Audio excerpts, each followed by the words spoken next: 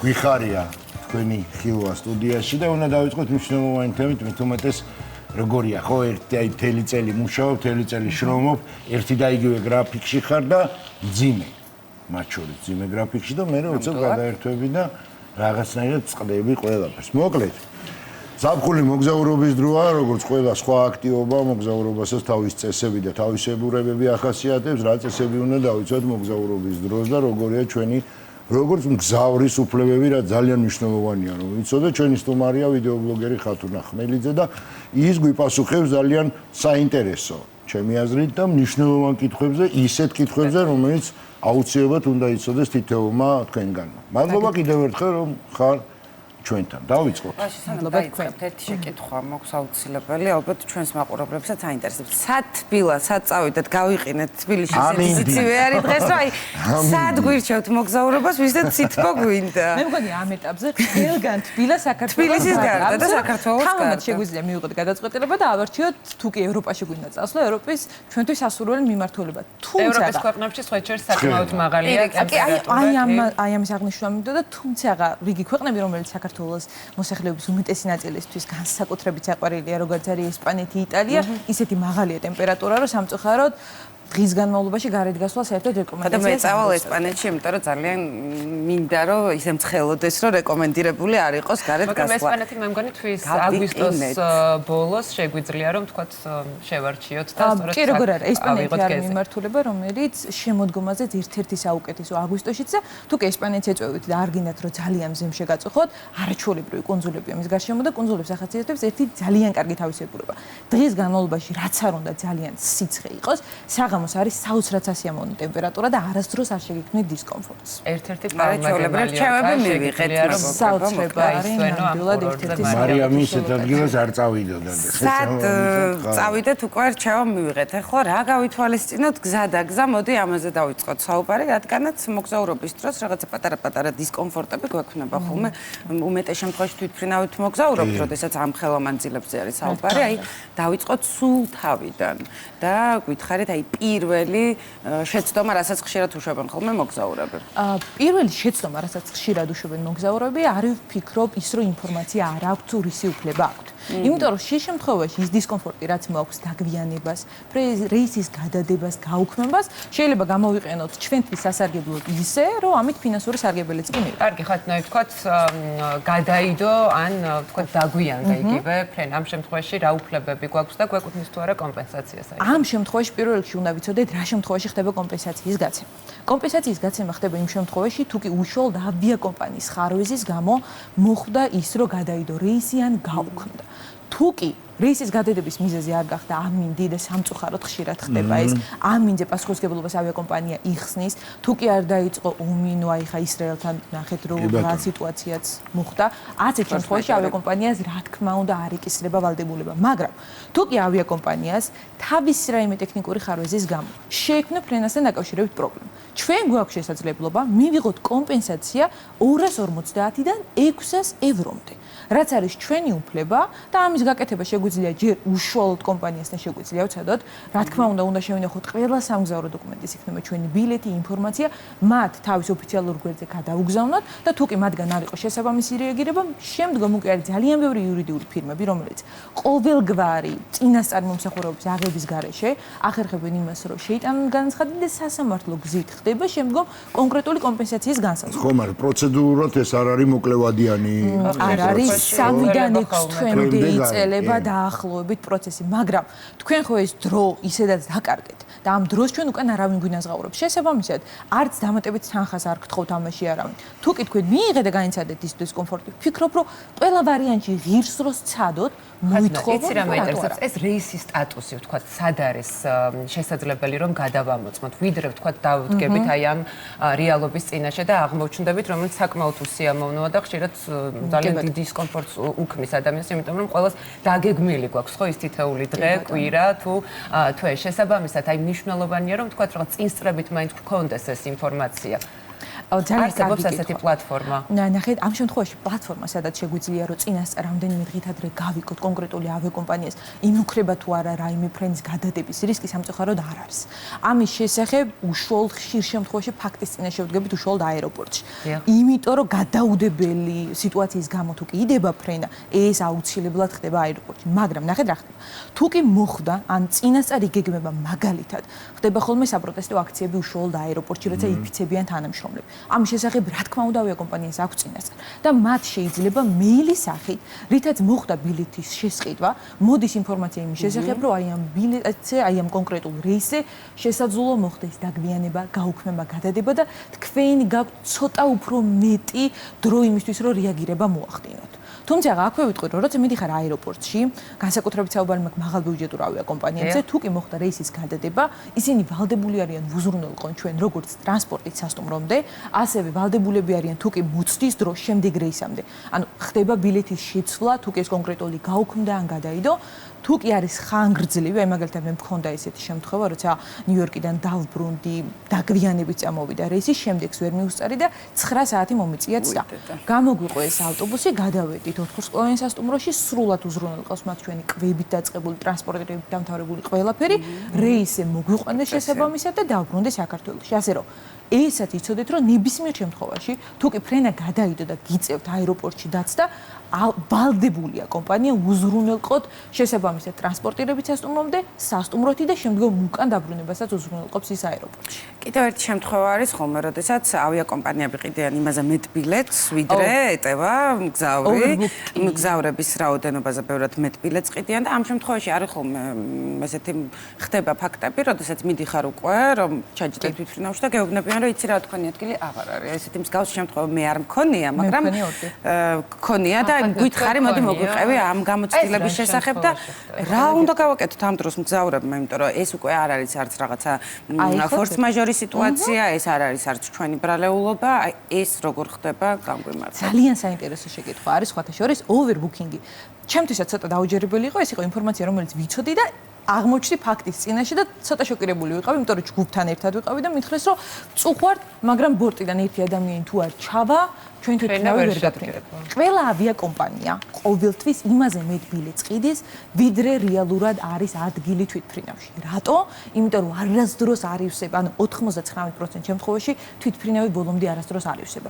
არასდროს არ ცხადდება რეისი ყველა მგზავრი, ყოველთვის ან ვიღაცა აგვიანდება, ან რაღაც პრობლემა იქნება, ამიტომ კომპანიებს აქვთ ესეთი გათვლა, აბსოლუტურად ყველა კომპანია, არ ფიქრობთ რომ მხოლოდ დაბალ ბიუჯეტური ავიაკომპანიები. აბსოლუტურად ყველა ავიაკომპანია იმაზე გაცილებით მეტ ბილეთს ყიდის, ვიდრე რეალურად არის ადგილი ბორტზე და ხდება ესეთი რამე. ოღონდ ეს რო თქვენ რჩებით, ამის თქმა არ შეუძლიათ. ამ კონკრეტულ შემთხვევაში, როცა ვიყავით, მოდის ანუ შემოდის უშუალოდ წარმომადგენელი და ამბობს, რომ ვის შეუძლია გამოიჩინოს კეთილი ნება, კომპენსაციის სანაცვლოდ დარჩეს აქ და ჩვენ შემდგომ ბილეთზე გადავუცვლით, ვუზრუნველყოფთ მათ ყველაფერს და შემდეგი რეისით გაფრინდებ. ჩვენ შემთხვევაში მაგალითად, იმიტომ რომ ეს იყო ქუთაისი აბუდაბის ფრენა, 450 евро იყო კომპენსაცია, იყო ვიზიტორი, რომელიც ჩამოსული იყო საქართველოში, მან თქვა, რომ მე სურს ავიღებ კომპენსაციას და დავშვები, მაგრამ ამ ყველაფერს დასჭირდა დაახლოებით 9 საათი. ეს ნიშნავს, რომ ფრენაც გადაიდო 9 საათით. ესეც არავის არ სურდა დაეტოვებია და ნუ ერთ-ერთ ადამიანს უნდა მიიღო გადაწყვეტილება. ანუ კომპენსაცია აღემატება ბილეთის საფასურს. აუცილებლად. და კომპენსაცია დამოკიდებული არის იმაზე, რა მანძილი აქვს თვითმფრინავს გასავლელი. ანუ სად მიდიხართ მაღაზია არის დამოკიდებული საერთო ჯამში ის თუ რა კომპენსაციას მიიღებთ და აუცილებლად. როცა თქვენ ავიაკომპანიის პრობლემის გამო ვერ ახერხებთ გაფრენას, ვალდებულია რომ უზრუნველყოს. და ამ კომპენსაციასთან დაკავშირებით კიდევ ერთ კითხავ, ეს ადგილზე ხდება ანგარიშწორება თუ ამასაც რაღაც გარკვეული პროცედურული თვეების ლოდინი ჭირდება? ნახეთ, ოვერბუკინგის შემთხვევაში, ამ შემთხვევაში გაწერა ხდება ადგილზე. მაგრამ როცა არის ფრენის გადადება, გაუქმება, ამ შემთხვევაში ეს ძალიან ხანგრძლივია. არა, ჩამოვიდათ ბორტიდან ადამიანი და უთხრეს, რომ ერთ თვეში აგინაზღაურებთ. დაახლოებით ეს ხდება სამწუხაროდ რა თქმა უნდა. ნებისმიერ შემთხვევაში დრო საჭიროა იმისთვის, რომ პროცედურულად ეს ყველაფერი, თუმცა პირობითად ვიძახი ამ კონკრეტული ავიაბილეთის ღირებულება როცა შეადგენს ძალიან მცირეც და ადამიანს უღირს ის თანხა რომ მიიღოს, რა თქმა უნდა, ზუსტად იმიტომ აღნიშნე, შეიძლება მომგებიანიც კი იყოს და ამ თანხად გიღირდეს ის გატარებული დრო და დაახლოებით ადამიანის კეთილნებაზეა მართლაც და მის გეგმებზე ხა შენ როდესაც მიემგზავრები რაღაც კონკრეტულ საქმეზე, როდესაც უკვე შეთანხმებული ყავს იქ ტრანსპორტი, რომელიც გეულდება, ეს შეიძლება მთლიანად შენი გეგმების არავა იყოს. არც მინდა წარმოვიდგინო ამ მდგომარეობაში ჩემი ნერვული სისტემა რა აღმოჩნდა. თან მით უმეტეს დრო ძალიან ძვირფასია, როცა ძალიან ცოტა გაქვს თითოეულ დღეს და საათსაც ხშირ შემთხვევაში აქვს მნიშვნელობა. ხათ თქვათ არ გადაიდო რეისი, არ გაუქმდა ის და მივედით დანიშნულების ადგილამდე. რამდენი საათით ადრე უნდა მივიდეთ? მოდი იმ დეტალებზეც რომ ვისაუბროთ, რომ მე მესმის რომ ის ინფორმაცია, რომელიც მოგზაურების უმეტესმა ნაწილმა ძალიან კარგად იცის, მაგრამ იმ ადამიანებისთვის, ვინც ახლა გეგმავენ თავიანთ პირველ, თუნდაც დამოუკიდებელ მოგზაურობას. რა საბუთები გვჭირდება ყველაფერთან ერთად და ის რომ თქვათ რეისის გადადება ან გაუქმება არ იყოს ჩვენი ბრალეულობა და პირიქით, თუ ჩვენ ვაგვიანებთ, საინტერესოა აი ამ შემთხვევაშიც რა ხდება. მოდი დავიწყოთ ბოლოდან. თუ კი თქვენ აგვიანებთ, იცოდეთ რომ თქვენ არ გეკუთვნით არანაირი ცვლილება, არანაირი კომპენსაცია და გარდა ამისა, ბევრმა არ იცის რომ თუ კი ჩვენ გვაქვს აღებული ტრანზიტული ბილეთი, მაგალითისთვის, თბილისი ვარშავა, ვარშავა ნიუ-იორკი, ნიუ-იორკი ვარშავა, ვარშავა თბილისი. რატო ვთქვი ეს გრძელად? და ჩვენ დავაგვიანეთ თბილისში აეროპორტში მისვლა. ყველა შემდეგი ბილეთი გაუქმდება ისე რომ თქვენ აბსოლუტურად არანაირ თანხას უკან არ მიიღებთ და არც გადაცვლის შესაძლებლობა არ გექნებთ. აი ეს ინფორმაცია პირველად გავიგე, სიმართლე თუ გაინტერესებთ ეს არის. სამწუხაროდ, აი რატომ? ანუ აქვეშ აი გიტყვით ეხლავე რატომ? როცა ყიდულობ, რამდენიმე გადაბულ ბილეთს ერთად ავიაკომპანია გაძლევს უკეთეს ფასს. და შესაბამისად, თუ კი შენ აეროპორტში არ მიხვედი დანიშნულ დროზე, შენ ვეღარ ისარგებლებ ფასის იმ უპირატესობით, რომელიც გაქვს. იმიტომ რომ შეიძლება ბილეთის ღირებულება იყოს ცალკე 1500 ევრო, და იმიტომ რომ შენ იყიდე 3 ბილეთი ერთად, დაგიჯდეს 900 ევრო. და სამწუხაროდ ბევრი ადამიანი ამას აკეთებს გამისნულად. ყიდულობს ერთიან ბილეთს და მე რომელიმე კონკრეტულ რეისი არ მიდის. ავიაკომპანიამ რო დაიზღვიოს თავი, შესაბამისად აკეთებენ ამას. დიდი ზარალია. აი, იცი ამინდა ამასთან დაკავშირებით მინდა კითხო, პირობითად ქუთაისიდან მაქვს ფრენა 2 გადაждომით სიტყვაზე ან ბათუმიდან. და გადავწყვიტე რომ არ ჩავიდე ქუთაისში, ანუ ჩავიდე მანქანით, უფრო სწორად, რომ აღვნიშნო და შესაბამისად არ გამოვიყენო ქუთაისი. ამ შემთხვევაში მე მაგალითად უნდა ვაცნობო ავიაკომპანიას. აი, გეტყვით ამ წუთში, აი ნახეთ როგორ არის. ჩვენ ის პრობლემა გვაქვს მხოლოდ იმ ავიაკომპანიებთან, რომელიც როცა ჩვენ რამდენიმე ბილეთს ყიდულობთ ერთად, გვაძლევს დისკაუნტს, ფასაზე. გასაგები. ვიზი არის მაგალითად, სულ 10 ბილეთი ვიყიდოთ ერთად ან გადაბულად, არანაირ ფასთან სხვაობას არ გვაძლევს. როგორც არის რინიერი, როგორც არის EasyJet ხა საქართველოსაც. ანუ გადაბულ ბილეთებზე სხვაობაზე არ გვაძლევს ფასის. შესაბამისად ამ შემთხვევაში ჩვენ მათთან რაიმე პასუხისმგებლობას არ აღვწევთ. მისაუბრე მაქვს ისეთ ავიაკომპანიებზე, როგორც არის თურქიში, როგორც არის სლოტი და შესაბამისად მოვიყვანე ნიუ-იორკის მაგალითი, იმიტომ რომ საკმაოდ ძვირადღირებული ბილეთებია, შორიფრენია და ხშირ შემთხვევაში სწორედ როცა ადამიანები გეგმავენ ხანგრძლივ მოგზაურობას დისტანციაზე, არჩევენ ხოლმე იყიდონ გადამული ბილეთი, რომ უფრო ბიუჯეტური დაუჭიროთ. არ უნდა დავაგვიანოთ აეროპორტში. რამდენი ხნით ადრე ვიყავ. აი ზუსტად მაგას ერთი ეს კითხვა და შემდეგ ნახეთ, აი მან დრას მინდა რომ ყურადღება მივაქციოთ, სად მივდივართ. თუ კი მივდივარ საქართველოში ან ბრუნდებით, უნდა გავითვალისწინოთ, რომ გჭირდება პასპორტ კონტროლი და ამ ყველაფერს მიაქვს დამატებითი დრო. ანუ თუ კი ჩვენ გვაქვს უბრალოდ ევროკავშირის ქვეყნებს შორის ფრენა, საათნახევარი არის სრულიად საკმარისი თავიდან ბოლომდე ყველა პროცედურისთვის.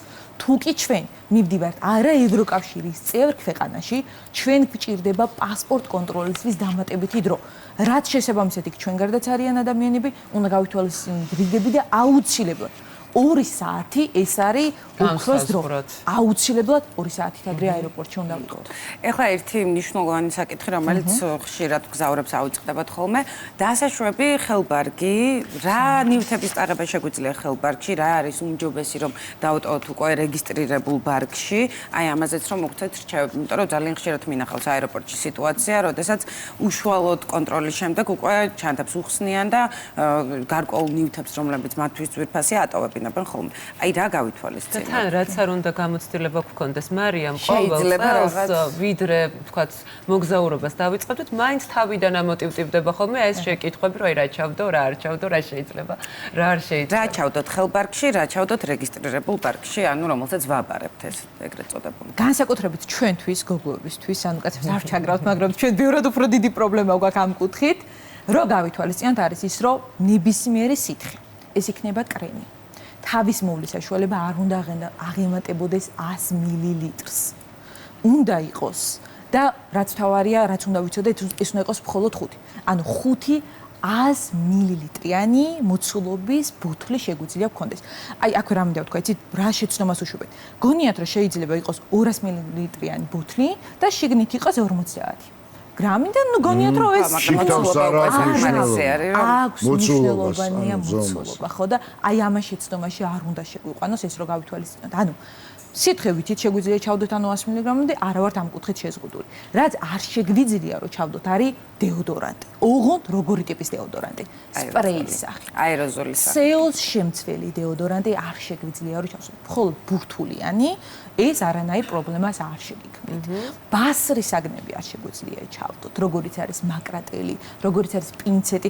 იცით როგორ არის კონკრეტული ქვეყნები, რომელმაც შეიძლება გედოთ პინცეტი და პრობლემა არ შექმნას, თუმცა უმეტეს შემთხვევაში პრობლემა იქნება. ხო, ამას ხელბარგზე ვსაუბრობ. ხელბარგზე ხო, რომელიც შეგვიძლია ხელბარგზეა ჩავდოთ საუბარი. ყველაფერი გარდა გადაჭარბებული სითხისა. აი ძალიან სასაცილო ვიდეო გამოაქვეყნა ნიუ-იორკში ჩავიდა ქართველი მგზავრი, რომელსაც ხელბარგიდან ამოუღეს 7 ლიტრამდე ძალიან დიდი რაოდენობით ღვინო. აი სასაცილო იყო საოცრად. დაელიათ და მართლა ისე გააკეთეს. ათიანი გაიყოლა კაცმა რა მოხდა. ოღონდ ერთი ძალიან დიდი რაოდენობით ბოთლები ქონდა და სხვათა შორის ესეთ შემთხვევაში გარკვეული მომატებული რისკების პერიოდში განსაკუთრებით დიდი ყურადღებით ჩემი ბარგიც ერთხელ ესე გააჩერეს, იმიტომ რომ ძალიან დიდი რაოდენობით თავის მოვლის პროდუქტები მეთქე და კი მქონდა ესეთი შემთხვევა. ეს დეკორატიული კოსმეტიკური საშუალებები შეიძლება. იყო დეკორატიული მცირე ზომის, აქ იყო დიდ ბოთლებზე, 10 ლიტრიანებზე მარია. დიდი რაოდენობით კარაქით მის მოვლის საშუალებები იყო და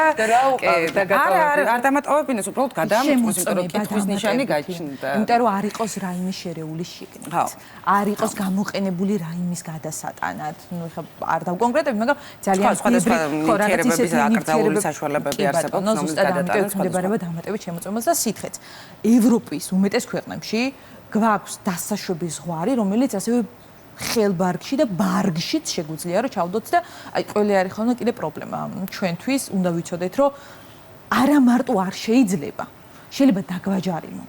თუ კი არ არის კონკრეტულად ესეთი შეფუთული ნაყიდი შესაბამის ადგილზე არ შეიძლება. 300 ევრომდე არის ჯარიმა პოლონეთში და გერმანიაში, თუ კი ხელზე, ანუ ბარგშიც კი აღმოგიჩენთ. ერთი ბოლოსკენ უნდა წავიდეთ და ერთ ძალიან უსიამოვნო ფაქტზე მინდა კითხოთ, იმიტომ რომ მე ვფიქრობ, რომ არ არსებობს ადამიანი, ვისაც ჯერესერთი რაღაცა ძალიან ნეგატიური განცდა არ დაეუფლოს, როდესაც მიემგზავრები, ჩალაგებული ხარ, ზუსტად იცი, რა გჭირდება, როგორ გჭირდება, ჩადიხარ და ბარგი არ ჩამოდის. აი ეს გამოცდილება მქონდა და ახლობით 2 საათი ველოდებოდი მაროკოს აეროპორტში ჩემს ბარგს, რომელიც უბრალოდ არ მოდიოდა. ჩვენ ერთი კვირა ველოდებოდით ოპერატორთან ერთად რუსთავი 2-დან ოლიმპიადის გასაშუქებლად ჩასულები და ერთი კვირა ბარგი არ მოგვიტანეს.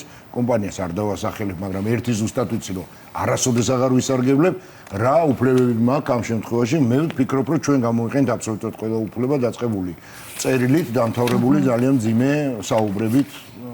მუშტების მაგიდაზე მაგრამ აზრი არა შეიძლება რომ ვთქვათ ეს ყველა ტიპის კომპანიას დაემართოს თუ მე ვფიქრობ რომ დაბალბიუჯეტიანებს უფრო მეტად უფრო ყველას რა თქმა უნდა თუმცა უფრო ხშირ ხოლმე ნუ არის სულ მაინტერესებს აი რა ხდება განა ისეთი რომ ჩვენს ბარგს ვეღარ ვიბრუნებთ ხოლმე სხვა რატო ხდება შეცდომები უფრო სხვა რა ხდება ჩემი პრაქტიკიდან შემიძლია რომ გითხრათ ამ შემთხვევაში როცა ჩვენ გვაქვს ტრანზიტული ფრენა და მივდივართ ხშირ შემთხვევაში არის ხოლმე მოკლე გადაჯდომის დრო და ვირასწრებენ ბარგის გადატანას. ან შეიძლება გამოჩნდეს.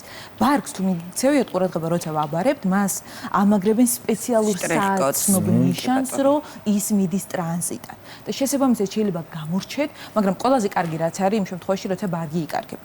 არსებობს ერთიანი მსოფლიო ბაზა. ყველა ბარგს აქვს თავისი კოდი. აი, რატო არის მნიშვნელოვანი, რომ ბილეთი ყოველთვის უნდა შევინახოთ ბარგის ბილეთით მათ შორის. თუ კი ჩვენ ჩავედით და ვხვდებით, რომ ჩვენი ბარგი არადის და დაკარგულია, მაშინვე მივდივართ დაკარგული ნივთების განყოფილებაში. ვაძლევთ ჩვენი ბარგის სპეციალურ ბილეთს ხო გვიკრავენ დამატებით ბარგის ნომერს და ისინი ამოწმებენ სად არის ჩვენი ბარგი ამ მომენტში. ამის შემდგომ 24-დან 48 საათი აქვს ავიაკომპანიას როგორც წესი სტანდარტულად ამაზე მეტი არ სჭირდებათ რომ გვიპოვონ ბარგი და დაუყოვნებლივ უნდა მოვიდეთ ჩვენად. ამ შემთხვევაში რაც შემიძლია რომ გითხრათ არის ის რომ თუ კი ბარგი ვერ იპოვეს 21 დღე არის ამის მაქსიმალური პერიოდი 1200-დან 1500 ევრომდე კომპენსაცია შეგიძლიათ მიიღოთ, რაც ეს კანონმდებლობა აი მაგას ფიქრობდი, არანაირი კომპენსაცია არ მინდა თუ ბარგი დამიკარგეს. და კიდე ერთი ნიუანსი არის ის, რომ იმ შემთხვევაში თუ კი ბარგი დაგვეკარგა და ის რა თქმა უნდა ავიაკომპანიის პასუხისმგებლობა არის და ჩვენ შეგვიძლია ვიყიდოთ ჰიგიენის ელემენტარული თავის მოვლის ნივთები, ვინახავთ ჩეკს და ამის შემდგომ აი ამ ბილეთთან, ბარგის ნომერთან და ყველა დოკუმენტთან ერთად ვუგზავნით ავიაკომპანიას და ისინი ვალდებულები არიან რომ დაგვიენსხონ. ოღონდ საუბარი მაქვს აუცილებელ ნივთებზე, არა რომ ჩვენ რაღაც საშუალო, ან თუ კი ბარგი დაგვიგვიანეს და ჩვენ საკუთარი თუნდაც მედიკამენტები, რაღაც ჰიგიენური ნივთები ვიყიდეთ, ვინახავთ ჩეკს და მე ვთხოვთ ავიაკომპანიას რომ აგვინას გაუყროს. ერთი ბოლო შეკითხვა დამრჩა, მცენარეებთან დაკავშირებით, თუ გვაქვს საშუალება მცენარეების წამოყების ძალიან მოკლედ რომ მიპასუხოთ. კი, როგორ არა, გვაქვს. ოღონდ გააჩნია მცენარის ზომას და სუნსაც აქვს მნიშვნელობა. აი მცენარეზეც ბევრი რამ შეიძლება გააპროტესტოს გამგზავრები. კი, ანუ არის კონკრეტული მცენარეები, რომელსაც აქვს მძაფრი სუნი, რომელიც დიდი არის, ანუ თუმცა შეგვიძლია სურვილი შემთხვევაში, იმიტომ რომ მე მქონია სურვილი, რომ წამომეღო სხვადასხვა ქვეყნებიდან მცენარეები, ყვავილის თესლი. ანუ ძალიან ბევრი ნიუანსი მცენარესთან დაკავშირებით, აი როგორც ცხოვრება. კი, აი ესე ამიტომ კითხეთ ისე, ანუ თეორიულად შეგვიძლია. ძალიან დიდი მადლობა. მარიამს და კი.